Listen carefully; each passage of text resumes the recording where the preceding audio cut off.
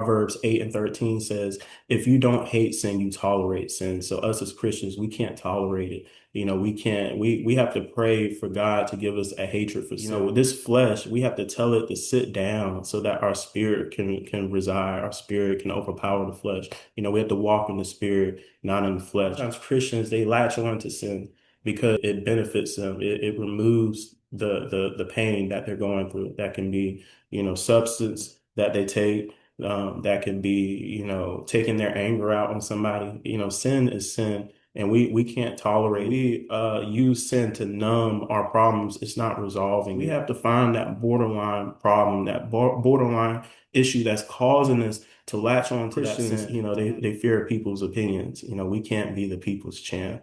We can't be the people's president. We can't be the people's person. We have to be God's champ. We have to be God's president. We have to be God's people. So we're chosen.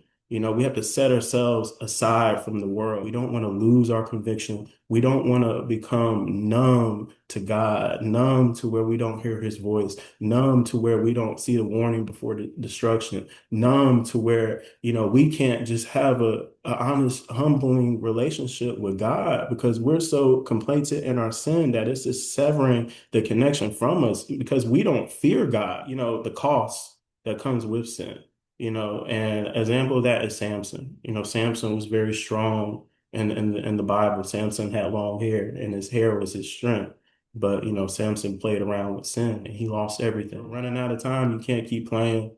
We can't keep putting our heads in the dirt, saying that, oh, I have time to come around. We have time to come around. Y'all open your eyes. Just look around, see what this world has become. See what we're heading to.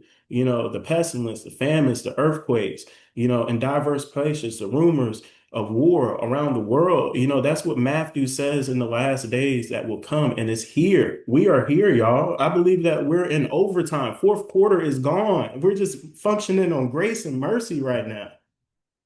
So we just have to let it go. Foundation of wisdom. It purifies us, it protects us, it gives us blessings, intimacy, obedience, without fear, wisdom collapses, purity weakens, blessings stop, intimacy fades, obedience becomes an option, pride grows, sin becomes easy, and the spiritual life becomes unstable. But with the fear of God, with it, you walk in wisdom, you walk in protection, you walk in blessing, you walk in purity, you walk in holiness, you walk in strength, and you walk close to God.